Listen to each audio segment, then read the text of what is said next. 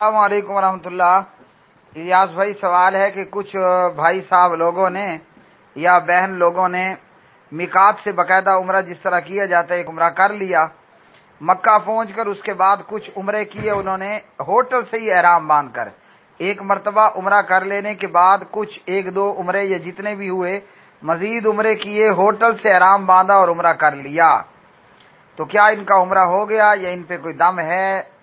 جی، جو پہلا باقاعدہ انہوں نے عمرہ کیا وہ عمرہ ہو گیا، اور اسی طرح دوسری مرتبہ اور تیسری مرتبہ یا اس سے زیادہ کم جو انہوں نے عمرے کیے حرم کی حدود میں رہتے ہوئے ہوٹل سے ہی احرام باندھ کر، تو یہ عمرہ بھی ہو گیا۔ اس سلسلے میں مسئلہ یہ ہے کہ ایک سفر میں ایک سے زیادہ عمرہ کرنا یہ سنت سے ثابت نہیں ہے۔